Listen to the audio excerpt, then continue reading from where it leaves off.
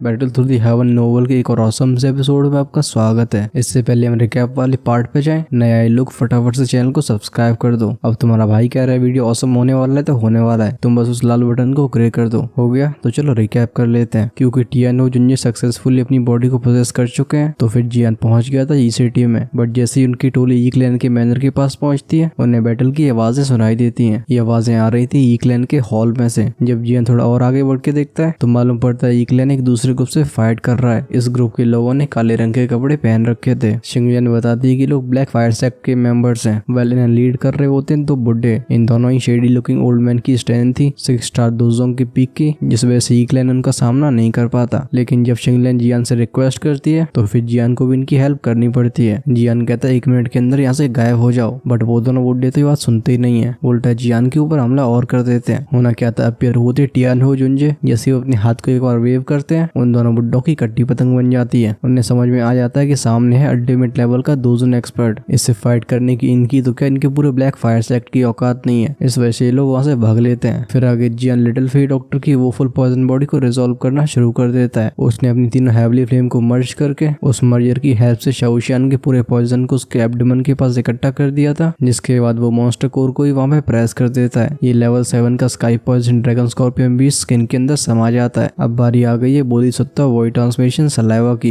Episode की शुरुआत भी यहीं से होने वाली है, लेकिन इस वीडियो को बिल्कुल एंड तक देखना वरना तुमसे बहुत इंपॉर्टेंट चीजें मिस हो सकती हैं। जियान की नजर जाती है उस बोधि फ्लूइड पे। उसके हाथ कर लोग एक सक्शन फोर्स को क्रिएट करते हैं। सामने पड़ा बोधिसत्व बॉडी ट्रांसमिशन सलाइवा खींच लिया जाता है। अभी जियान का फोकस एकदम इंटेंस हो गया था। शाओशियान की बॉडी से एक ग्रीन फ्लेम अपने आप को सेपरेट करती है, जिसके बाद ये फ्लेम उस बोधिसत्व वॉइड ट्रांसमिशन सलाइवा को सराउंड कर लेती है। जैसे इस बोधिसत्व वॉइड ट्रांसमिशन सलाइवा ने फ्लेम से कांटेक्ट किया था, इसकी वो विगलिंग एक्टिविटी काफी इंटेंस हो जाती है। देखने से ऐसा लगता है जैसे यहाँ से भागने की कोशिश कर रहा है। ऑफ कोर्स जियान ऐसा नहीं होने दे सकता था, भले ही बोधिसत्व बॉडी ट्रांसमिशन सलाइवा के यूनिक इफेक्ट्स हो। बट अगर जियान इसे लिटिल फी डॉक्टर की बॉडी पे यूज करना चाहता है तो इसकी पहले थोड़ी सी रिफाइनिंग करनी होगी। जियान अपने हाथ को क्लेंच करता है। वो ग्रीन व्हाइट फ्लेम और भी खतरनाक तरीके से बर्न होने लगी थी। इतने हाई टेम्परेचर की वजह से बोधि लिक्विड ज्यादा समय तक नहीं टिकता। 2-4 मिनट्स के बाद ही इसने विगल करना बंद कर दिया था। जब ये Bodhisattva body transmission saliva refine हो जाता है तो जियान इसे फ्लेम से रिमूव करता है। लेकिन उसे यहाँ पे एक सरप्राइज मिला था। वो देखता है कि रिफाइनमेंट के बाद इस बोधिसत्व बॉडी ट्रांसमिशन सलाइवा के अंदर कुछ एमरल्ड ग्रीन पार्टिकल्स को देखा जा सकता है। पलक झपकती है ट्रांसफॉर्म हो जाते है एक एमरल्ड ग्रीन बीड में। ये बीड अपने पाम के बराबर होता है। जिस मूवमेंट में एमरल्ड ग्रीन बीड फॉर्म हुआ था वो बचा हुआ बोधिसत्व बॉडी ट्रांसमिशन सलाइवा शोक होता है। जैसे ये ग्रीन बीड नीचे गिरने वाला था जियान इसे कैच करता है। ये एमरल्ड ग्रीन बीड कुछ स्मूथ नहीं था, ये थोड़ा सा खुरदुरा सा दिखाई देता है। बट जब जियान ने इसे अपने हाथों में लिया था तो वो इसके अंदर की थ्राइविंग लाइफ फोर्स को सेंस कर पा रहा था। जब जियान इस एमरल्ड ग्रीन बीड को ध्यान से देखता है तो उसकी आंखों में एक सरप्राइज रिवील हुआ था। एक पल के बाद उसे कुछ याद आता है। वो कहता है बोधिसत्व सीड। ये बोधिसत्व सीड उस बोधिसत्व हार्ट की तरह उस बोधिसत्व ट्री से ओरिजिनेट हुआ था। जितना प्रीशियस वो बोधिसत्व हार्ट होता है उतना ही कीमती ये बोधिसत्व सीड था। एक्चुअली में जब ये सीड बोधिसत्व ट्री से नीचे गिरता था तो ये अपने आप ही पाउडर में बदल जाया करता था। इस वजह से किसी आउटसाइडर के हाथ में नहीं लगता था। हम जियान की आंखों को फ्लैश होते हुए देखते हैं। उसे एक चीज समझ में आई थी। वो कहता है बोधिसत्व बॉडी ट्रांसमिशन सलाइवा को इस तरीके से रिफाइन करने से इस तरीके से बोधिसत्व सीड को फॉर्म किया जा सकता है। लेजेंड के हिसाब से जिसके पास भी बोधिसत्व बॉडी ट्रांसमिशन सलाइवा होगा वो बोधिसत्व हार्ट को सेंस कर पाएगा। लेकिन जियान को ऐसा लग रहा था जैसे कि वो लेजेंड में कही गई बात उस बोधिसत्व बॉडी ट्रांसमिशन सलाइवा के लिए नहीं बल्कि इस बोधिसत्व सीड के लिए कही गई है। जब तक किसी को बोधिसत्व सीड नहीं मिलता है वो बोधिसत्व हार्ट को सेंस नहीं कर पाएगा। जियान अपने हाथ को क्लेंच करता है। उसकी आंखों में क्लियर खुशी देखी जा सकती है। उसने इतने बड़े सरप्राइज के बारे में नहीं सोचा था। अनएक्सपेक्टेडली अनइंटेंशनली जियान को ये बोधिसत्व सीड मिल गया था। बोधिसत्व हार्ट बहुत ही खतरनाक अलेवर को रखता है, इसी वजह से उसे लोग डिवाइन आइटम बोला करते थे। ये आइटम इतना स्पेशल होता है कि इसकी वजह से एलीट दोजन के बीच में भी फाइट हो सकती है। आखिरकार जिस भी दोजन के पास वो बोधिसत्व हार्ट होगा उसके 2 शैंग में ब्रेक थ्रू के चांसेस बहुत बढ़ जाते हैं। बस इतना सा ही रीजन इतना खतरनाक था कि पास्ट में इसकी वजह से कई एलीट दोजन की जान जा चुकी है। अभी जियान के पास ये सोचने का टाइम नहीं होता कि उसके पास ये बोधिसत्व सीड है, फिर भी वो बोधिसत्व हार्ट वो क्यों सेंस नहीं कर पा रहा। जियान एक कोल्ड जेट बोतल को बाहर निकालता है जिसमें ये बोधिसत्व सीड रख दिया जाता है। जिसके बाद ये बॉक्स पहुंच गया था उसकी स्टोरेज रिंग में। ये चीज एक्सट्रीमली प्रेशियस है। अगर कहीं इसकी खबर फैल जाती है तो न जाने कितने दोजन जो कि अभी तपस्या कर रहे होंगे वो भी इसके पीछे हाथ धो के पड़ जाएंगे। उस समय जियान को दुम दबा के भागने का भी मौका नहीं मिलेगा। जियान डिसाइड कर लेता है कि जब तक उसके पास सफिशिएंट स्ट्रेंथ नहीं होगी, अच्छा होगा कि वो बोधिसत्व हार्ट को ना ढूंढे। अगर सफिशिएंट स्ट्रेंथ से पहले कहीं ऐसा हो गया तो उसका फायदा कम नुकसान ज्यादा होगा। जब जियान ने बोधिसत्व सीड को स्टोर कर लिया था तो उसकी नजरें जाती हैं सामने बैठी लिटिल फेई डॉक्टर के ऊपर। अभी शाओशान की बॉडी ट्रेम्बल कर रही थी। जियान फ्लेम के अंदर से उस बोधिसत्व बॉडी ट्रांसमिशन सलाइवा को ग्रैब करता है। एक बार गहरी सांस लेने के बाद उसे प्रेस कर देता है लिटिल फेई डॉक्टर के एब्डोमेन में। इस बोधिसत्व बॉडी ट्रांसमिशन सलाइवा ने जिस शाओशान की बॉडी से कांटेक्ट किया था, अचानक से उसके अंदर से एक स्क्वीकिंग साउंड आती है। ये बहुत जल्दी शाओशान के पोर्स को ढूंढ लेता है, जिसके बाद उसमें एंटर करके उसकी बॉडी में समा जाता है। जैसे ही बोधिसत्व बॉडी ट्रांसमिशन सलाइवा ने उसकी बॉडी में एंटर किया था, शाओशान की बॉडी में एक अलग सी लाइफ फोर्स फैल जाती है। कुछ ही सेकंड्स के अंदर ये एनर्जी उसकी पूरी बॉडी में फैल गई थी। अभी शाओशान का हर एक बॉडी का पार्ट थोड़ा ग्रीनिश हो जाता है। Well exactly emerald green colour था। जब इस बोधिसत्व बॉडी ट्रांसमिशन सलाइवा ने बॉडी में एंटर किया था तो वो शरीर के हिस्से जो कि पॉइजन की वजह से डेड से लग रहे थे, उनमें दोबारा से एक नई लाइफ फैल जाती है। इस लाइफ फोर्स की डेंसिटी एकदम नेक्स्ट लेवल की होती है। जब जियान सेंस करता है कि लिटिल फेई डॉक्टर की बॉडी किस तरीके से लाइफ फोर्स को रेडिएट कर रही है, तो उसके चेहरे पे एक जॉय फैल गया था। ये बोधिसत्व बॉडी ट्रांसमिशन सलाइवा इतना इफेक्टिव होगा, जियान ने ये एक्सपेक्ट नहीं किया था। वो कहता है ये सच में बोधिसत्व बॉडी ट्रांसमिशन सलाइवा कहलाने का वर्दी है। जियान कहता है अगला स्टेप है वोफुल पॉइजन को रिजॉल्व करने का। उसका एक्सप्रेशन दोबारा ग्रेव हो गया था। वो अपनी दोनों फिंगर्स को कर्ल करता है, जिसके बाद ये प्रेस कर दी जाती है शाओशान के लोअर एब्डोमेन में। जैसे जियान ने अपनी उंगलियों को यहाँ पे प्रेस किया था, शाओशान के एब्डोमेन की वो फ्लेम एकदम स्प्लिट हो जाती है। इसके सर्कल में से एक छोटी सी ओपनिंग क्रिएट हो गई थी। इस पतली सी जगह में से wave after wave green liquid इसके अंदर एंटर करता है, जिसके बाद एक गर्गलिंग साउंड को प्रोड्यूस करते हुए उस पॉइजन के स्वरल में भी घुस गया था। वो ग्रे कलर की पॉइजनस गैस जिसमें डेडली ऑरा भरा हुआ था, इस बोधिसत्व बॉडी ट्रांसमिशन सलाइवा को फील करके तुरंत ही रिएक्ट करती है। हम उस ग्रेश गैस को चर्न होते हुए देखते हैं, लेकिन जब ये चर्न हो रही होती है तो फिर बोधिसत्व बॉडी ट्रांसमिशन सलाइवा इसके डेडली ऑरा को न्यूट्रलाइज कर रहा होता है। जब जियान सेंस करता है कि डेडली ऑरा डिसअपीयर हो रहा है तो वो तुरंत ही शाओशान से कहता है लिटिल फेई डॉक्टर जल्दी से अपनी दुकी को सर्कुलेट करो। इस पॉइजन गैस को सप्रेस करके इसे पॉइजन डैन में कन्वर्ट करना होगा। ये आवाज शाओशान के कानों में गूंज गई थी। जियान की इस तेज आवाज की वजह से लिटिल फेई डॉक्टर की कॉन्शियसनेस थोड़ी रिकवर हुई थी। जो स्टेप्स पॉइजन डैन मेथड में बताए गए थे, लिटिल फेई डॉक्टर कुछ इसी तरीके से अपनी दुकी को सर्कुलेट करना शुरू कर देती है। अब वो पॉइजनस गैस भी थोड़ी सप्रेस होने लगी थी। जैसे जैसे लिटिल फेई डॉक्टर इसे और सप्रेस करती है, ये पॉइजन गैस का स्पाइरल जाता है उस मॉन्स्टर कोर की तरफ, क्योंकि इस पॉइजन गैस का काम होता है इरोजन करना। इस रीजन की वजह से इससे बचने के लिए मॉन्स्टर कोर भी रिटेलिएट करना शुरू कर देता है। इसमें से लगातार वाइल्ड और वायलेंट एनर्जी बाहर आती है। इस तरह का पॉइजन गैस और वाइल्ड एनर्जी का कोलिजन ज्यादा लंबे समय तक के लिए लास्ट नहीं करता। इसमें से अचानक से मफल्ड साउंड्स आने लगते हैं। वो पॉइजन गैस इस मॉन्स्टर कोर की एनर्जी को बहुत जल्दी सॉलो करती है और बची हुई खाली जगह को वो खुद ऑक्यूपाई करने लगी थी। जैसे जैसे पॉइजन गैस का इरोजन और भी आगे बढ़ता है, वो मॉन्स्टर को राउंड शेप लेने लगा था। वहीं पे इसमें से ग्रे कलर का लस्टर बाहर आता है। ये ग्रे कलर का पॉइजनस गैस स्पाइरल खतरनाक तरीके से रोटेट कर रहा था। डेंस अमाउंट में पॉइजनस दुकी इसके अंदर एंटर करती है। जैसे जैसे इसमें और भी एनर्जी इंक्रीज हो रही थी, इस मॉन्स्टर कोर का साइज डिक्रीज होने लगता है। जब जियान देखता है कि शाओशान की बॉडी में कुछ भी गलत नहीं हो रहा, तो वो फाइनली एक गहरी रिलैक्सिंग सांस लेता है। अचानक से जियान को अपनी बॉडी भारी लगती है। अब उसकी वो टायर्डनेस एक्ट कर रही थी। हम उसे वहीं पर जमीन पे कोलैप्स होते हुए देखते हैं। क्योंकि शाओशान की प्रोसेस स्मूथली आगे बढ़ रही है, तो फिर जियान को तो यहाँ पे बस वेट ही करना था। एक बार पॉइजन पिल फॉर्म हो जाती है तो फिर ये वोफुल पॉइजन गैस शाओशान की कंट्रोल से बाहर नहीं आ पाएगी। तो फिर फ्यूचर में कोई इरप्शन का सवाल ही नहीं उठता। जियान को लिटिल फेई डॉक्टर से इस प्रॉमिस को करे हुए कई साल हो चुके हैं। आज फाइनली उसने इसे फुलफिल कर दिया। जब जियान शाओशान की वोफुल पॉइजन बॉडी को रिजॉल्व करने में हेल्प कर रहा होता है, तब वी सिटी से काफी दूरी पे एक बड़े से हॉल में एक बहुत ही डेंस ऑरा फैल रहा होता है। इस आइस कोल्ड हॉल में एक आइस कोल्ड थ्रोन था। इस थ्रोन पे बैठा हुआ होता है एक व्हाइट क्लोथ ओल्ड मैन। इसकी वो इमोशनलेस आंखें दिख रही होती हैं सामने खड़े बुड्ढे को। वो कहते तुम यहाँ से 54 लोगों को लेके गए थे, लेकिन लॉर्ड सिर्फ अकेले पाए हो। टियानशे तुम इसकी अकाउंटेबिलिटी कैसे दोगे? जब इसकी वो काम वॉइस हॉल में फैलती है तो यहाँ का टेम्परेचर और भी कोल्ड हो जाता है। वो ओल्ड मैन जो कि ग्राउंड पे नील कर रहा होता है, हम उसे अपने सर को ऊपर करते हुए देखते हैं। वेल नॉट रियली सरप्राइजिंग, ये टियानशे था जो टियान हो जुंजे के हाथों से बच के निकल पाया था। वो कहता है वैली चीफ, इसमें सबऑर्डिनेट की कोई गलती नहीं है। जो हमें इन्फॉर्मेशन दी गई थी वही गलत थी। उस ग्रुप में एक दूजुन है। क्योंकि मैं वहां से सक्सेसफुली भाग पाया हूँ तो मुझे लकी कंसिडर किया जा सकता है। जब आइस कोल्ड थ्रोन पे बैठे हुए इस इंसान के कानों में ये आवाज जाती है तो उसकी आंखों में थोड़ा इमोशन आया था। वो पूछता है एक दूजुन, कितने स्टार का दूजुन? टियानशे थोड़ी देर तक हेजिटेट करने के बाद एक रिस्पेक्टफुल आवाज में कहता है वो 1 स्टार दूजुन पे होगा, वरना ये सबऑर्डिनेट वहां से जिंदा नहीं लौट पाता। अचानक से हमारे कानों में एक एल्डरली वॉइस सुनाई देती है। वो कहता है के। तभी मैं कहूँ कि टियानशे की ऐसी हालत क्यों हो गई है? तो वहाँ पे एक दूजुन मौजूद था। अगर हम इस आवाज को फॉलो करके देखें तो हमें हॉल के कॉर्नर में एक और बुड्ढा दिखाई देगा। इसने भी व्हाइट लेदर आउटफिट पहन रखा होता है। इसके चेहरे चेहरे पे एक स्माइल रहती है। जब भी कोई नॉर्मल एक्सपर्ट दोजुन के बारे में बात करता है तो उसके चेहरे की वो रिस्पेक्ट इसके चेहरे पे बिल्कुल मौजूद नहीं होती। ये दोजुन के बारे में काफी आसानी से बात कर रहा था। वो आइस कोल्ड थ्रोन पे बैठा हुआ फिगर भी नोट करता है। वो कहता है सिर्फ 1 स्टार का दोजुन? हाँ। उसकी फिंगर आर्मरेस्ट पे टैप टैप कर रही थी। एक मोमेंट के बाद वो कहता है इस वेनरेबल को वो फुल पॉइजन बॉडी चाहिए। अगर वो सिर्फ 1 स्टार दोजुन है तो उसके पास वो क्वालिफिकेशंस नहीं है जिसकी वजह से ये वेनरेबल गिव अप कर रहे। क्या तुम्हें पता है कि वो ग्रुप कहाँ पे गया है? ये सुन के टियानशी के चेहरे पे एम्बेरसमेंट आ जाती है। वो अपना सिर हिलाता है। बेचारे ने जैसे तैसे करके अपनी जान बचाई थी। आखिरकार वो लोग कहाँ पे गए? इस चीज के बारे में जानने का टाइम उसके पास कहाँ ही था। टियानशी के ऐसे रिएक्शन को देख के उस फिगर की आईब्रोज नेट हो गई थी। अचानक से उसकी आंखों में एक चिल फ्लैश होती है। इससे हॉल का टेम्परेचर कई डिग्री गिर गया था। इस फ्राइटनिंग चिल के सामने टियानशी भी ट्रेम्बल होता है। अब उसकी दुखी भी फ्रीज होने लगी थी। जब भी कोल्डनेस स्प्रेड हो रही होती है तभी इस हॉल में एक डार्क ब्लैक फॉग अपीयर होता है। उसमें से एक आवाज आती है। वो कहता है टिस्क टिस्क बिंगजुनजे, तुम्हें इतनी जल्दी एंग्री होने की जरूरत नहीं है। हमें ये पहले ही पता है कि वो लोग कहाँ पे गए हैं। तुरंत ही वो ब्लैक फॉग इकट्ठा होता है जिसके बाद ये ट्रांसफॉर्म हो जाता है ह्यूमन फिगर में। फिर भी जिसके पीछे का ब्लैक फॉग रह गया था उसमें से लगातार क्लैंक क्लैंक की साउंड्स आती हैं। इस ब्लैक फिगर को देखिए वो आइस कोल्ड थ्रोन पे जो फिगर बैठा हुआ होता है उसकी आंखों में कोई सरप्राइज फ्लैश नहीं होता। वो एक इंडिफरेंट आवाज में कहता है हॉल ऑफ सोल्स, आज तुम्हारा मेरी आइस रिवर वैली में कैसे आना हुआ? उस विगलिंग फॉग में से किसी के हंसने की आवाज आती है। वो कहता है टिस्क टिस्क, उस ग्रुप में एक ऐसा इंसान है जिसको हमारा हॉल ऑफ सोल टारगेट कर रहा है। क्योंकि हम दोनों के टारगेट एक ही है तो हम शायद यहाँ पे कोऑपरेशन कर सकते हैं। बिंगजुनजे तुम्हारा क्या कहना है? उस आइस थ्रोन पे बैठा हुआ फिगर खड़ा होता है। तुरंत ही उसके शरीर से एक फ्राइटनिंग कोल्ड एयर बाहर आई थी। ये कोल्ड एयर कम एक सैलाब ज्यादा लग रही थी। वो उस ब्लैक फिगर को देख के हल्के से बोलता है उस ग्रुप में वो फुल पॉइजन बॉडी मेरी है, बाकी का सब कुछ तुम्हारे हवाले। वो हॉल ऑफ सोल का बंदा कहता है टिस्क टिस्क, तुम सच में बिंगजुनजे कहलाने के वर्दी हो। आखिर ऐसी बोल्डनेस कोई नॉर्मल इंसान कैसे दिखा सकता है? चलो अगर ऐसी बात है तो हम अच्छे से कोऑपरेट कर पाएंगे। जब जियान की टोली के खिलाफ ये खतरनाक प्लान्स बन रहे होते हैं तभी पिल रीजन के वर्म होल में कई रिपल्स क्रिएट होती हैं। इमीडिएटली स्पेस को तोड़ते हुए कई फिगर्स बाहर आते हैं। हमारे कानों में सूस सूस के साउंड सुनाई देते हैं। ये सामने एक ऑर्डरली लाइन में खड़े हो गए थे। तुरंत ही कई किलिंग ऑरास रिलीज होते हैं जिस वजह से ग्राउंड पूरी तरीके से साइलेंट हो गया था। सभी की स्टैंड आंखें पॉज होती हैं इन ब्लैक फिगर्स पे। वहीं पे जो थोड़े स्ट्रॉन्ग कल्टिवेटर्स थे उनके दिल तो एकदम गले तक आ गए थे क्योंकि वो सेंस करते हैं कि इस ग्रुप में सबसे वीक है एक दो हुआंग। और स्पेशली उनकी धड़कनें तो तब रुक जाती हैं जब उनकी आंखें जाती हैं तो ओल्ड मैन पे जो भी लीडिंग स्पॉट पे खड़े हुए थे। ये दोनों अपनी जगह पे सिंपली खड़े हुए थे पर इनके आसपास का स्पेस लगातार डिस्टॉर्ट होता है। वहीं पे उनके भयंकर ऑरे की वजह से पूरी जगह एकदम साइलेंट हो गई थी और जो लोग खुद को एक्सपर्ट बुलाते थे उनकी तो एकदम सिट्टी पिट्टी गुल हो जाती है। जमीन पे लैंड करने के बाद ये ग्रुप तुरंत ही नहीं जाता। हम एक बार फिर से वर्महोल के स्पेस को डिस्टॉर्ट होते हुए देखते हैं। जब स्पेस डिस्टॉर्ट हुआ था तो उन दोनों बुड्ढों को छोड़ के सारे ब्लैक फिगर्स एक स्विच साउंड करते हैं। सभी की शॉक्ड आंखों के सामने ये अपने घुटनों पे आ गए थे।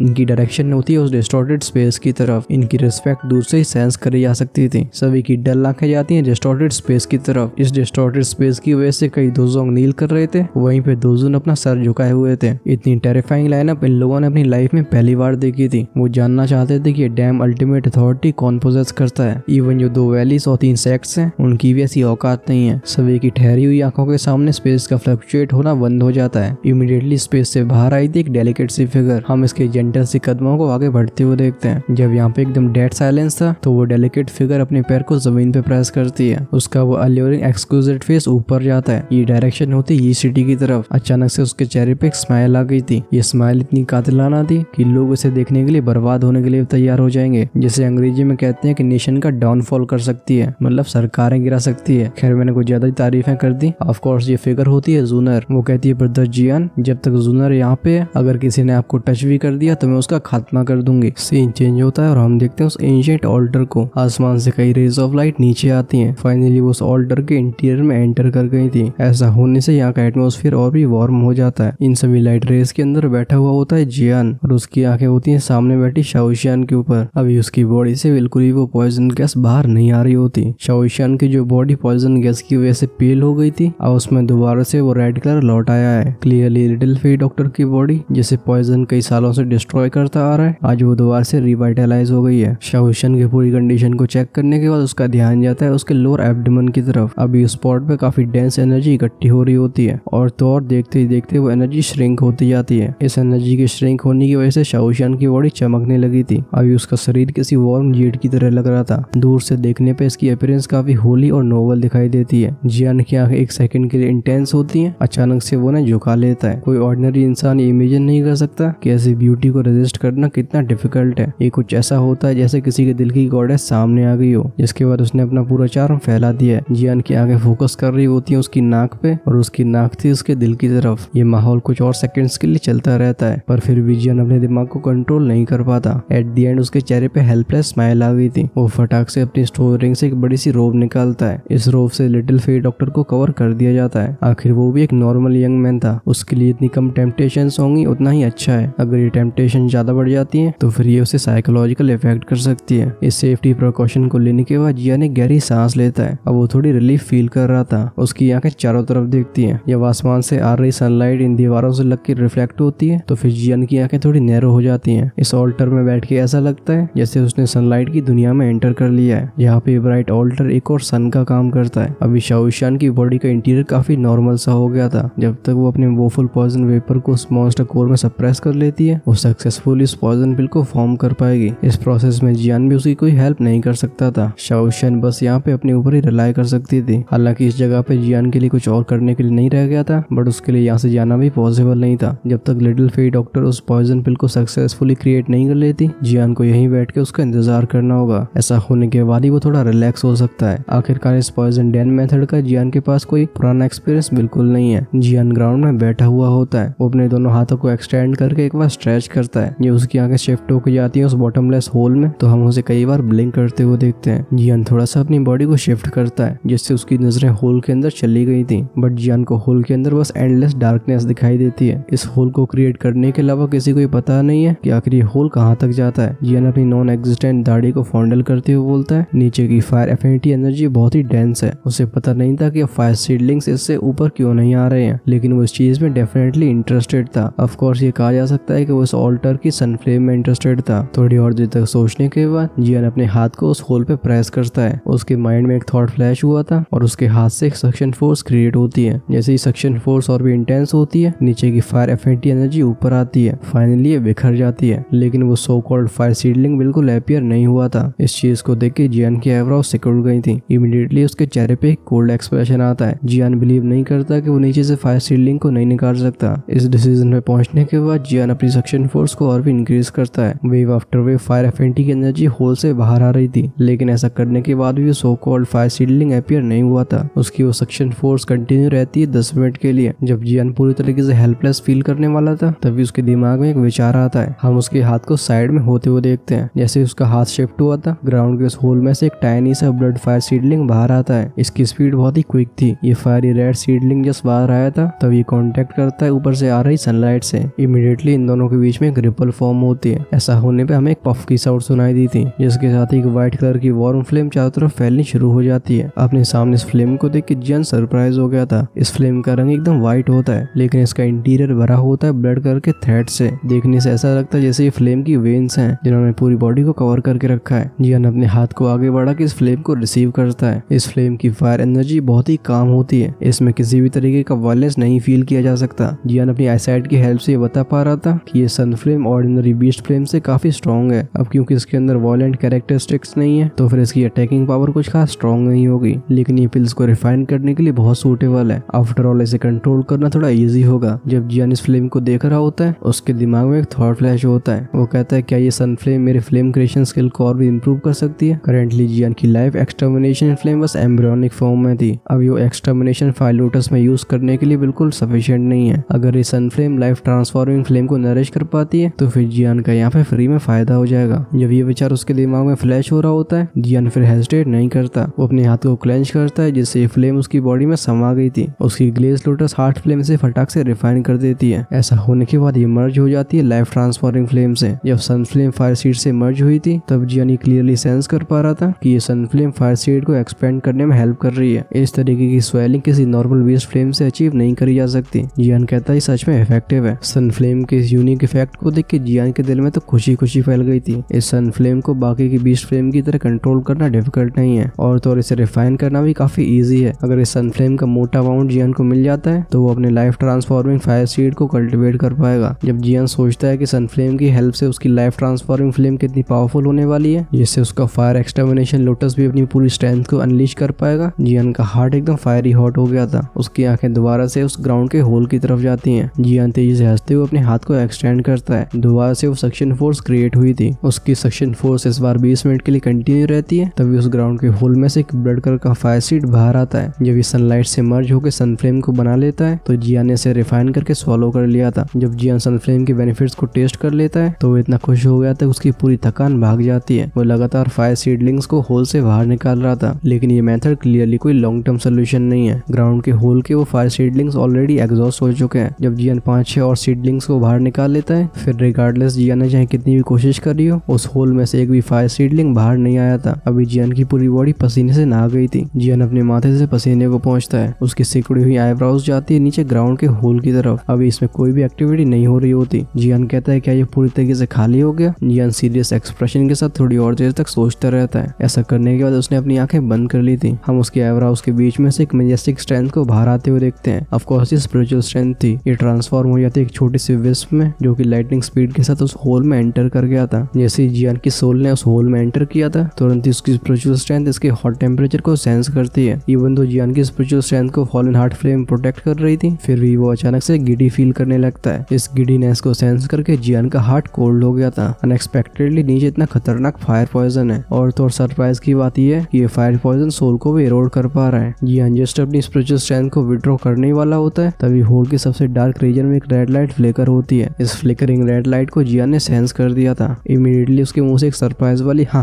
आवाज आती है। 1 सेकंड तक हेजिटेट करने के बाद वो दोबारा से अपनी स्पिरिचुअल स्ट्रेंथ को मैन्यूवर करता है, जिसके बाद वो शूट हो गई थी नीचे के रेड ग्लो की तरफ। जियान की स्पिरिचुअल स्ट्रेंथ की ट्रैवलिंग स्पीड बहुत खतरनाक होती है। एक मोमेंट के बाद उसके आई साइड के सामने आता है वो रेड ग्लो। ये लाल रंग का ग्लो एक ब्लड रेड स्टिकी से लिक्विड में से एमिट हो रहा था। इस स्टिकी लिक्विड का शेप सर्कुलर था। वहीं पे कोइंसिडेंटली इसने नीचे के होल को भी ब्लॉक कर दिया था। जब जियान की नजर इस स्टिकी लिक्विड पे पॉज होती है तो उसने एक ठंडी सांस भरी थी। वो कहता है क्या ही शॉकिंग फायर एफिनिटी एनर्जी है। ये स्टिकी सॉलिड जैसा लिक्विड न जाने कितनी प्योर फायर एफिनिटी एनर्जी से बना हुआ होगा। जब वो इस रेड लिक्विड को काफी ध्यान से देखता है तो उससे परेशानी पूरी तरीके से समझ में आ गई थी। वो कहता है तभी नीचे से कोई फायर कोर सीडलिंग्स आते नहीं है। एक्चुअली नीचे का होल ही इस लिक्विड के द्वारा ब्लॉक कर दिया गया है। लेकिन जियान फालतू में कुछ भी नहीं करना चाहता था। आखिरकार इस होल के अंदर की एनर्जी बहुत ही वाइल्ड और वायलेंट है। अगर वो इसे थोड़ा सा भी टच कर देता है तो फिर बाकी की एनर्जी भी रिएक्ट करेगी। ऐसी केयरलेस मिस्टेक की वजह से उसकी स्पिरिचुअल स्ट्रेंथ भी यहाँ से नहीं भाग पाएगी। थोड़ी और देर तक सोचने के बाद जियान डिसाइड करता है कि वो इसे नहीं छेड़ने वाला। लेकिन जैसे ही वो वापस लौटने के लिए ऊपर मुड़ा था, उसकी नजरें पॉज होती है उस रेड कलर लाइट ग्लो पे, जो उस रेड लिक्विड के अंदर फ्लिकर कर रही है। इसे देख के जियान एकदम फोकस्ड मोड में आ जाता है। ऐसा करने से उसे अचानक से दिखाई देता है एक थंब साइड का राउंड बीड। इस बीड का रंग एकदम रेड होता है। वहीं पे ये उस स्टिकी लिक्विड के अंदर सस्पेंडेड था। भले ये ब्लड रेड बीड कुछ ज्यादा बड़ा ना हो, लेकिन एक ही बार देखने पे ये बताया जा सकता है कि इसके अंदर फ्लेम लगातार बर्न हो रही है। इसकी आउटर अपीयरेंस बहुत ही मिस्टीरियस होती है। इस चीज को देख के जियान की स्पिरिचुअल स्ट्रेंथ स्टार्टल्ड हो गई थी। इसे देखते हुए जियान कुछ याद करने की कोशिश करता है। अचानक से उसकी आंखें वाइट हो जाती हैं। वो कहता है ये तो एक कोर बीड है। इस कोर बीड को नॉर्मली कोर फायर बीड बोला जाता है। जब अंडरग्राउंड में इस तरीके की एसेंस एनर्जी काफी लंबे समय तक रहती है तब ये एनर्जी बीड फॉर्म होता है। इस तरह के कोर बीड में बहुत ही वास्ट और माइटी एनर्जी होती है। र्यूमर के हिसाब से जब कुछ टियर 8 या फिर टियर 9 की मेटल पीस रिफाइन हो रही होती है तब इस लेजेंडरी कोर बीड का यूज किया जाता है। ये legendary core Beed generally underground छिपा हुआ होता है। हाउएवर जब वोल्केनोस इरप्ट होते हैं तब कभी कभी ये उसकी फोर्स की वजह से बाहर आ जाता है। जिन लोगों के पास ये कोर बीड्स हैं उनमें से मैक्सिमम लोगों को ये इसी तरीके से मिले हैं। बट जिस तरीके से जियान ने इस कोर बीड को ढूंढा है, ऐसी ऑकरेंसेस बहुत ही कम बार हुई हैं। इस कोर बीड को देख के जियान की धड़कनें भी बढ़ गई थी। वो अच्छे से समझता था कि कोर बीड कितना रेयर होता है। और तो जब कोर लाइटनिंग बीड को रिफाइन किया जाता है तभी कोर बीड की इंग्रेडिएंट में यूज होता है। कोर लाइटनिंग बीड कोई मेडिसिनल पिल नहीं है, बल्कि ये एक ऐसी रिफाइनमेंट है जिसमें बहुत ही अनऑर्थोडॉक्स फॉर्मूले को यूज किया जाता है। कोर बीड को रिफाइन करने के लिए ऐसे स्ट्रेंज मेथड को रेफर किया जाता है। अगर ये रिफाइनमेंट सक्सेसफुल होती है तो फिर एंड में जाके बन जाता है वो कोर लाइटनिंग बीड। ये चीज कोई कंज्यूमेबल नहीं होती, बल्कि इसके अंदर होती है बहुत ही टेरिफाइंग माइट। अगर दो जन भी इससे हेड ऑन टकरा जाता है तो भले उसकी जान बच जाए, लेकिन सीरियस इंजरीज का होना बिल्कुल नॉर्मल है। जियान एक बार मास्टर याओ लॉ के फॉर्मूला में से कुछ सर्च कर रहा होता है, तभी उसके हाथ में लग गया था कोर लाइटनिंग बीड को रिफाइन करने का मेथड। जब इसके अंदर की शॉकिंग स्ट्रेंथ के बारे में जियान को पता चलता है, इसी रीजन की वजह से अभी तक उसे याद था। सेंट्रल पिंस में आने के बाद जियान इसे रिफाइन करने का सोच रहा होता है, लेकिन सबसे बड़ी परेशानी की बात है उस कोर बीड को ढूंढना। बट आज अनएक्सपेक्टेडली जियान को ये मिल गया है। जियान अब उस फायरी रेड बीड को काफी ज्यादा फोकस से देखने लगा था, जो उस ब्लड रेड स्टिकी एनर्जी के अंदर मौजूद है। वो कहता है अगर मैं इसे ऑब्टेन कर पाता हूँ तो मेरे पास एक लीथल ट्रम्प कार्ड होगा। जब जियान थोड़ी और देर तक इसके बारे में सोचता है, एंड में जाके इतनी बड़ी टेम्पटेशन उससे बर्दाश्त नहीं होती। आखिरकार डेंजर्स के अंदर ही सबसे बड़े ट्रेजर्स मिलते हैं। कोर बीड जैसे यूनिक ट्रेजर को को ऑब्टेन करने के लिए जियान को इतना रिस्क तो लेना ही होगा। ये सब सोचने के बाद जियान हेजिटेट करना बंद कर देता है। अब उसकी स्पिरिचुअल स्ट्रेंथ पहुंच जाती है उस ब्लड रेड कलर के लिक्विड की तरफ। हालांकि जियान इससे बहुत क्लोज नहीं गया था, फिर भी इसके अंदर की वाइल्ड और वॉलेंट एनर्जी की वजह से जियान की स्पिरिचुअल स्ट्रेंथ पे रिपल्स बन जाती है। खैर सोल पे बनी इन रिपल्स को जियान पूरी तरीके से इग्नोर कर रहा था। उसका फोकस होता है इस फायरी रेड बीड पे। जैसे ही अपॉर्चुनिटी मिलती है जियान इस पे हमला कर देगा। जब जियान इसका बाहर से अच्छे से इंस्पेक्शन करता है तो वो समझ जाता है कि स्टिकी लिक्विड के अंदर की वाइल्ड और वॉलेंट एनर्जी एक निर्धारित समय के बाद वीक होती है, क्योंकि जैसे जैसे इसकी सरफेस और भी ग्लो होती है उससे इसकी स्ट्रेंथ क्लियरली आइडेंटिफाई हो रही थी। ये ब्लड रेड स्टिकी लिक्विड का क्लस्टर लगातार ग्लो को रेडिएट करता है। इसके चमकने में पूरा होल चमक जाता था। वहीं पे जैसे ये डिम हुआ करता था यहाँ पे एंडलेस डार्कनेस फैल जाया करती थी। जियान की इनविजिबल स्पिरिचुअल स्ट्रेंथ यहाँ पे लगातार खड़ी रहती है। यहाँ पे ये साइलेंस कुछ समय तक के लिए बना रहा था। तभी जो वो स्टिकी लिक्विड था जो कि रिपीटेडली फ्लैश हुआ करता था उसका फायरी ग्लो एकदम डिम हो जाता है। जैसे इस ब्लड रेड लिक्विड का डिम होने का सिग्नल जियान के दिमाग में जाता है, उसकी उस स्पिरिचुअल स्ट्रेंथ किसी लेपर्ड की तरह झपट्टा मारती है। वो ट्रांसफॉर्म हो जाती है एक लाइटनिंग फ्लैश में। जियान की स्पिरिचुअल स्ट्रेंथ की स्पीड बहुत ही टेरिफाइंग होती है। पलक झपकते ही पहुंच गई थी उस ब्लड रेड लिक्विड के पास में। एक पफ साउंड के साथ ही उसके अंदर एंटर कर जाती है। जिस मूवमेंट में उसकी स्पिरिचुअल स्ट्रेंथ ने स्टिकी लिक्विड को कांटेक्ट किया था जियान को ऐसा लगता है जैसे वो किसी मैग्मा में घुस गया है। उसकी सोल को एक सीरिंग पेन फील होता है। उसे ऐसा लगता है कि कोई चीज उसे एरोड करने की कोशिश कर रही है। अच्छी बात है कि जियान के पास हेवली फ्लेम की प्रोटेक्शन है, इस वजह से ऐसी सीरिंग हीट उसका कुछ खास नुकसान नहीं कर पाती। जियान को ये हीट कुछ और समय तक के लिए फील होती है, जिसके बाद उसकी सोल उस कोरवीड के काफी पास आ गई थी। उसकी सोल अचानक से कर्ल होती है, जिसके बाद लाइटनिंग स्पीड से पीछे मुड़ गई थी। फाइनली इस ग्राउंड के होल से एग्जिट कर देती है। जियान की स्पिरिचुअल स्ट्रेंथ में आके ये कोरवीड जस्ट उस ब्लड कलर के लिक्विड से बाहर ही आई थी। तभी लगता है उस लिक्विड ने कुछ सेंस कर लिया है। एक बहुत ही फ्राइटनिंग वाइल्ड एनर्जी ट्रांसफॉर्म हो जाती है एक लाल रंग की फ्लड में। इसने भागती हुई स्पिरिचुअल स्ट्रेंथ का पीछा करना शुरू कर दिया था। जब जियान अपने पीछे की हॉट एनर्जी को सेंस करता है तो उसके शरीर में गूज़बम्प्स फैल गए थे। अगर इतनी सी पतली जगह पे एनर्जी उसकी सोल में आके टकरा जाती है तो उसकी स्पिरिचुअल स्ट्रेंथ यहीं पे क्रम्बल हो जाएगी। जियान अपने दांतों को क्लेंच करते हुए अपनी स्पीड को मैक्सिमम लिमिट तक ले जाता है। एक स्विच साउंड के साथ ही आ गया था एग्जिट के पास। भले ही जियान की स्पीड बहुत ही क्विक हो, लेकिन उसका पीछा कर रही ब्लड कलर्ड फ्लड भी काफी तेज थी। जब जियान अपनी स्पीड को इंक्रीज भी कर देता है तब भी वो और क्लोज होती जा रही थी। इनके चूहे बिल्ली के खेल के दौरान जियान को ऊपर रोशनी दिखाई देती है। ये रोशनी आ रही होती है होल के एग्जिट में से। जियान दोबारा अपने दिमाग को फोकस करता है और उसकी स्पीड दोबारा इंक्रीज हो जाती है। नेक्स्ट इंस्टेंट में वो ग्राउंड के होल के बाहर आ गया था। उसकी स्पिरिचुअल स्ट्रेंथ लाइटनिंग स्पीड से उसके आईब्राउज के बीच में घुस जाती है। वहीं पे वो कोरवीड आ गई थी जियान के हाथ में। जैसे उसकी सोल वापस बॉडी में लौटती है जियान अपने हाथ को कर्ल करता है। उसमें से जैसे ही सक्शन फोर्स क्रिएट होता है वो साइड में पड़ा स्टोन टैबलेट शिफ्ट होता है। फाइनली एक रंबलिंग साउंड के साथ इसने ग्राउंड के होल को कवर कर दिया था। हमें अचानक से एक बूम की आवाज सुनाई देती है। इस डार्क ब्लैक स्टोन टैबलेट ने जस्ट उस होल को कवर किया ही था तभी वो अचानक से ट्रेम्बल होता है। अच्छी बात है स्टोन टैबलेट बहुत ही हाई क्वालिटी के मटेरियल से बना हुआ है। नीचे से आ रहा वो वॉलेंट एनर्जी का अटैक इसे क्रॉस नहीं कर पाता। दोबारा से स्विच की साउंड सुनाई देती है। जैसे स्टोन टैबलेट ने अटैक को ब्लॉक किया था ऊपर से आ रही वो लाइट की रेस शिफ्ट हो जाती है, जिसके बाद वो लैंड करती है सीधा उस स्टोन टैबलेट पे। ऐसा होने से टैबलेट की स्ट्रेंथ बढ़ गई थी। अब उसकी होल पे पकड़ एकदम टाइट हो जाती है। सनलाइट की हेल्प से स्टोन टैबलेट की ट्रेम्बलिंग भी बंद हो गई थी। जियान जो कि साइड में काफी सोलम एक्सप्रेशन के साथ बैठा हुआ था, स्टोन टैबलेट के साइलेंट हो जाने के बाद ही वो थोड़ा सा रिलीफ फील करता है। इमीडिएटली उसकी आंखों में एक स्ट्रेंज एक्सप्रेशन आता है। उसकी नजरें जाती हैं इस एंशिएंट टैबलेट पे। अनएक्सपेक्टेडली ये टैबलेट एनर्जी को सप्रेस भी कर सकता है। जियान अपने फोरहेड से पसीने को वाइप करके बोलता है ये काफी ज्यादा क्लोज था। अगर होल के अंदर उसकी स्पीड थोड़ी स्लो होती तो फिर कोरवीड का ऊपर आने का कोई सवाल ही नहीं उठता था और by one get one free की तरह उसकी सोल भी सीरियसली इंजर्ड हो जाती। अपने फ्लक्चुएटिंग मेंटल स्टेट को काम करने के बाद जियान की आंखें जाती हैं सामने बैठी लिटिल फेरी डॉक्टर के ऊपर। जब ये क्लियर हो जाता है कि वो डिस्टर्ब नहीं हुई है तो जियान भी रिलीफ फील करता है। इसके बाद वो अपना सर नीचे करता है और उसके हाथों में दिखाई देता है वो फायरी रेड वीड। वो अपने हाथ को क्लेंच करके कहता है तो ये कोरवीड है। उसके हाथों में एक हॉट फीलिंग आती है। उसकी आंखों में सरप्राइज तब आता है जब वो सेंस करता है कि जहाँ पे कोरवीड रखा हुआ है वहाँ पे आसपास की फायर एफिनिटी की एनर्जी इकट्ठी हो रही है। सराउंडिंग एनर्जी में ऐसे चेंज को फील करके जियान का चेहरा खुशी को छिपा नहीं पा रहा था। उसने कोरवीड की इस जादुई पावर के बारे में सोचा नहीं था। ये एक्चुअली में आसपास की फायर एफिनिटी की एनर्जी को अट्रैक्ट कर सकता है। अगर वो इसके साथ फ्यूचर में ट्रेन करता है तो आधे एफर्ट में डबल फायदा होगा। जियान इस रेड वीड से खेलते हुए बोलता है सच में एक कोरवीड कहलाने का वर्दी है। ये बहुत मिस्टीरियस है। जियान को ये चीज इतनी पसंद आ गई थी कि उसकी इसे रखने की भी इच्छा नहीं हो रही थी। इस बार का रिवॉर्ड कुछ ज्यादा ही अच्छा रहा है। वो थोड़ी और देर तक इस कोरवीड से खेलता रहता है, जिसके बाद उसका ध्यान उस स्टोन टैबलेट की तरफ चला जाता है। वो कहता है अनफॉर्चुनेटली मैं इसे दोबारा नहीं खोल सकता। चलो फिर भी अच्छी बात यह है कि वो स्टिकी लिक्विड हट गया है। ऐसा होने से वो कोर फायर सीडलिंग्स दोबारा अपीयर हो सकते हैं। वहीं पे सनफायर की क्रिएट होने की स्पीड भी बढ़ जाएगी। अभी उसके चेहरे पे एक रिग्रेट वाला एक्सप्रेशन आ गया था। ओरिजिनली उसने सोचा था कि सन फ्लेम का यूज करके वो अपनी life transforming flame fire seed को स्ट्रॉन्ग करेगा। जब जियान रिग्रेटफुल एक्सप्रेशन के साथ साय कर रहा होता है तब आसमान से सनलाइट की एक रे उस कोरवीड पे लैंड करती है। ऐसा होने से वो फायरी रेड कोरवीड शॉक होता है। इमीडिएटली एक पफ साउंड अपीयर हुआ था। हम कोर फायरवीड में से एक डेंस व्हाइट फ्लेम को राइज होते हुए देखते हैं। अचानक से वो इस चेंज की वजह से जियान स्टार्टल्ड हो गया था। वो रिफ्लेक्स की वजह से इस फ्लेम सीड को दूर फेंकने वाला होता है तभी उसकी आंखें जाती है कोरवीड के इस व्हाइट फ्लेम पे। जियान की आंखें वहीं पे कोएगुलेट हो गई थी। वो कहता है ये तो सन फ्लेम है, लेकिन ये बिना किसी कोर फायर सीडलिंग के ऐसी ट्रांसफॉर्मेशन कैसे दिखा सकती है। जियान की आईब्रोज नीट हो जाती हैं, बट इमीडिएटली उसके दिमाग में एक आइडिया आया था। वो अपनी पाम को अपने फोरहेड से स्मैश करता है। वो कहता है अरे हाँ, इस कोरवीड ने तो न जाने कितनी सालों से न जाने कितने कोर फायर सीडलिंग्स को एब्जॉर्व किया होगा। इसी की वजह से जब सनलाइट इस पे गिरी है तो इसने ऐसा रिएक्शन दिखाया है। इसने अपने आप को सन फ्लेम के सोर्स में ट्रांसफॉर्म कर लिया है। दूसरे शब्दों में कहा जाए तो जब तक इसके अंदर की एनर्जी खत्म नहीं होती तब तक ये कोर फायरवीड लगातार सन फ्लेम्स को बना पाएगा। भले जियान का मेंटल फोर्टिट्यूड कितना भी अच्छा हो, लेकिन इस समय वो अपनी एक्साइटमेंट को नहीं रोक पा रहा था, क्योंकि अगर सच में जैसा जियान ने सोचा है वैसा ही होता है तो उसकी life transforming flame fire seed को भर भर के नरिशमेंट मिलती रहेगी और तो और जियान का भी बहुत टाइम बचेगा, क्योंकि उसे फालतू में बीस्ट फ्लेम्स को इकट्ठा करने की जरूरत नहीं होगी। जियान कहता सच में इस बार मुझे एक बड़ा खजाना मिल गया। ऐसा लगता है जैसे फायर कोर सीड जियान के लिए बनाया हुआ है। कई डीप ब्रेथ के बाद अपने दिमाग को काम करता है। उसकी नजरें जाती हैं शाओशियन के ऊपर, जिसकी लवली बॉडी भी वैसे ही बैठी हुई थी। जब वो कंफर्म कर लेता है कि लिटिल फेरी डॉक्टर बिल्कुल सही है तो वो भी नोट करके बैठ जाता है। अब वो कोरवीड के द्वारा क्रिएट करी हुई सन फ्लेम को ऑब्जर्व करना शुरू कर देता है, क्योंकि अब उसके हाथ में कोरवीड आ चुका है तो फिर लाइफ ट्रांसफॉर्मिंग फ्लेम का पावरफुल बनना तो नॉर्मल है। अगले कुछ दिनों के लिए जियान का ध्यान पूरी तरीके से फोकस्ड होता है और सन फ्लेम पे। वो इसे लगातार ऑब्जर्व करता जा रहा था। उसे याद रही थी रिफाइनमेंट, बाकी की हर एक चीज उसके दिमाग से निकल गई थी। इस प्रोसेस के दौरान उसकी लाइफ ट्रांसफॉर्मिंग फ्लेम बहुत ही तेजी से स्ट्रॉन्ग होती है। पलक झपकते इस ट्रेनिंग में 3 दिन पास हो जाते हैं। जब जियान अपनी इस लाइफ ट्रांसफॉर्मिंग फ्लेम को और भी स्ट्रेंथन करने के लिए लगा हुआ था तभी अचानक ही सिटी का टेम्परेचर एकदम कोल्ड हो जाता है। सभी की स्ट्रेंथ आंखों के सामने आसमान से बर्फ बरसने लगी थी। जब सिटी स्नो से कवर होने लगती है तो फाइनली कोई सेंस करता है कि यहाँ पे कुछ गलत हो रहा है। जब वो एक ऊंची जगह पे आके आगे देखता है तो उसकी आंखें आई सॉकेट से बाहर आ गई थी। अभी बहुत सारे व्हाइट फिगर्स इस सिटी को सराउंड कर रहे होते हैं और इन सफेद कपड़े वाले लोगों के चेस्ट पे होते हैं सिमिलर वेजेस। इन वेजेस पे एक स्नो फ्लावर छपा हुआ होता है। हम तो जानते हैं ये क्लियर इंडिकेशन है आइस रिवर वैली का। और इसी के साथ हमारा ये एपिसोड भी एंडिंग की तरफ आ जाता है। अब शुरुआत होने वाली अब तक की सबसे बड़ी फाइट की, क्योंकि इसमें सीधा इन्वॉल्व होंगे जेन्युइन दोजुन। अब इस अल्टीमेट एक्सपर्ट्स की बैटल में कौन जीतने वाला है और कैसे कैसे चेंजेस हमें देखने को मिलेंगे, ये सब हम जानने वाले हैं अपने नेक्स्ट एपिसोड से। क्योंकि ये फाइट काफी लंबे टाइम तक जाने वाली है तो फिर मुझे लगता है जिन लोगों को फाइट पसंद है उनके लिए एक्साइटमेंट नेक्स्ट लेवल पर जाने वाला है। ऑफ कोर्स क्योंकि जूनर भी हमारी इस रीजन में आ चुकी है तो फिर उसकी ग्रैंड एंट्री देखने में तो सबसे ज्यादा मजा आएगा। आप उसके लिए कितने एक्साइटेड हो कमेंट्स में लिख के बताओ। साथ ही में ये एपिसोड कैसा लगा है ये भी जरूर बताना। जिन लोगों ने अभी तक चैनल को सब्सक्राइब नहीं किया है वो उस लाल बटन को प्रेस करके हेल गार्डन फैमिली का पार्ट बन सकते हैं। ऐसा करने से आपको फ्यूचर में वीडियो सबसे पहले मिलेंगी। हमारे चैनल की मेंबरशिप अभी ओपन है। अगर आप मुझे सपोर्ट करना चाहते हो तो उसे ज्वाइन कर सकते हो। ऐसा करने से आपको आने वाले एपिसोड्स पहले मिल जाया करेंगे। इसका छोटा सा पर्क है। इससे पहले हम वीडियो को खत्म करें, आप जाने से पहले एक लाइक छोड़ के जरूर जाना, जिससे तुम्हारे भाई को भी लगातार मोटिवेशन बनी रहे। जिन लोगों ने इससे पिछले वाले पार्ट को नहीं देखा है वो लेफ्ट में क्लिक करके देख सकते हो। राइट में आपको मिल जाएगा next episode. So do check them out. हम मिलते हैं वीडियो को इस पार। तब तक के लिए टाटा बाय बाय।